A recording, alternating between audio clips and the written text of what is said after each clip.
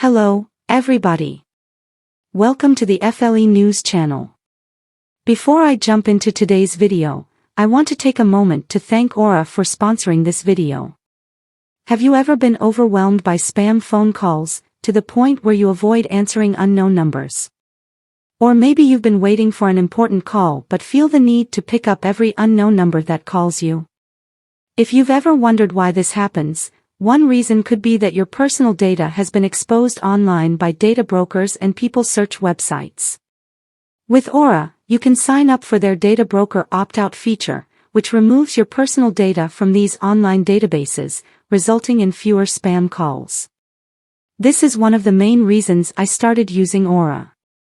But that's not all. Aura also alerts me if any of my sensitive data has been compromised in a breach, and they give me fraud alerts if anyone tries to use my information to access my bank or credit accounts. Aura also provides transaction monitoring, a VPN, antivirus protection, a password manager, parental controls, and identity theft insurance, all in one affordable package. I can't leave the protection of my sensitive data up to chance, and if you don't want to either, head to aura.com/impressive or click the link in the description to try your first 2 weeks free. Now, let's get back to the video. Today, I want to talk about Shakira and her new stadium tour. Shakira has recently launched her South American and North American stadium tour to promote her latest album. While she's been receiving a lot of love for the tour, there's also been some controversy. Specifically, people are accusing Shakira of copying elements from Beyonce's Renaissance tour.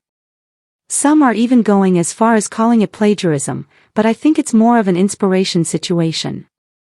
Shakira's creative team might have been inspired by Beyonce's tour and borrowed a few ideas. After all, Shakira attended the Renaissance tour and admitted to taking notes while watching.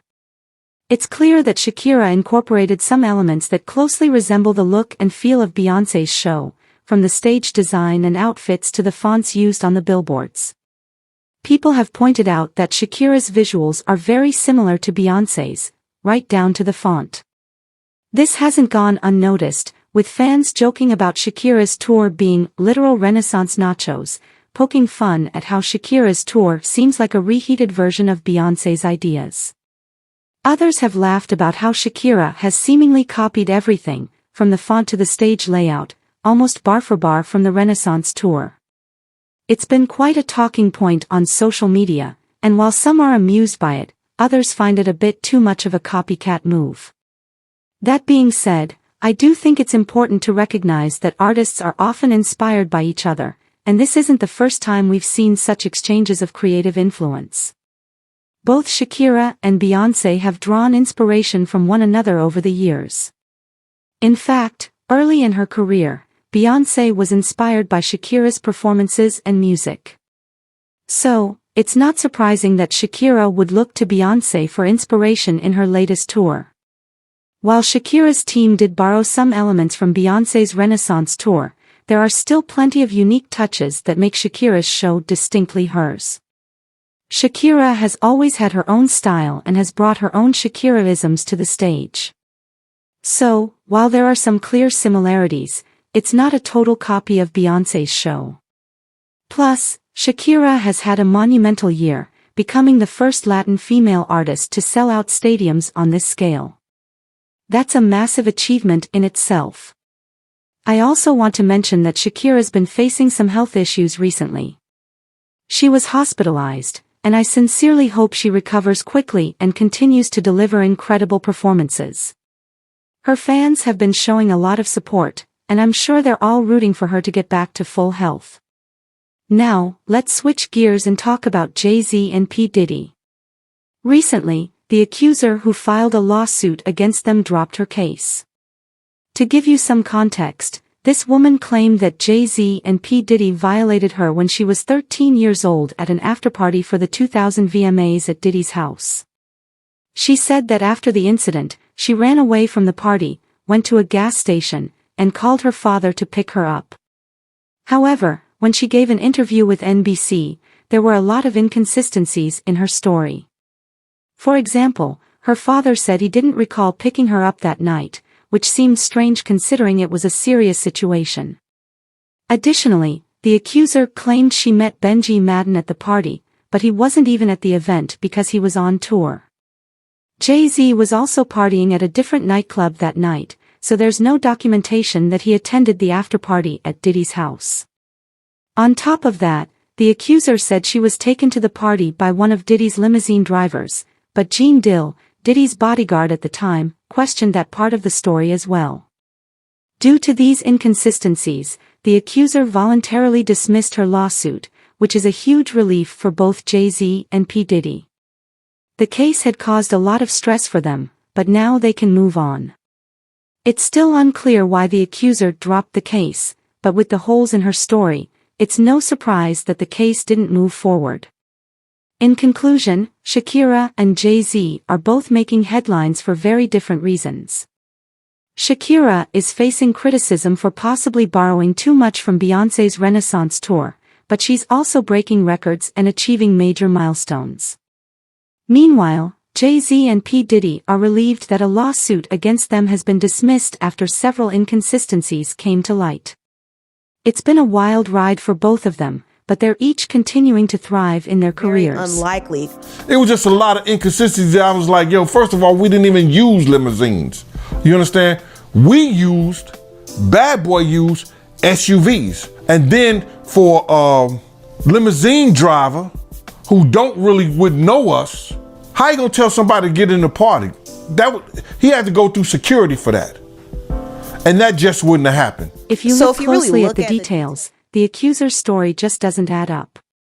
While many people were trying to push the narrative that the accusations against Jay-Z were true, I honestly didn't believe it.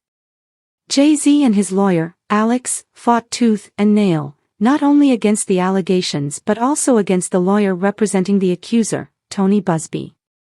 Tony is currently representing over 100 of Diddy's alleged accusers. Diddy is facing serious trafficking and racketeering charges and is currently in prison awaiting trial. Numerous individuals have come forward claiming Diddy wronged them, and Tony has been representing them. In fact, he even set up a hotline for people to call in if they wanted him to represent them, essentially creating a class action lawsuit with the goal of getting a big payout. Some of these lawsuits mention other celebrities as well, and Tony has been working behind the scenes to mediate with those involved, trying to get them to quietly settle. Jay-Z, however, refused to settle. He saw this as an extortion attempt, and he fought back hard. He even wanted Tony to be sanctioned for his actions. Eventually, Jay-Z dropped the motion to sanction Tony, and in return, he scored a huge victory when the accuser dropped her lawsuit against him. But that doesn't mean Jay-Z is done with Tony. He's still suing him for extortion, defamation, and emotional distress. Jay-Z also claims that the allegations cost him $20 million in endorsement deals and damaged his reputation. He says it even ruined a special moment with his daughter Blue Ivy at her movie premiere. To make matters worse, both Jay-Z and Beyonce faced an onslaught of insulting remarks online. The situation didn't stop there. Jay-Z alleges that their family even started receiving violent threats.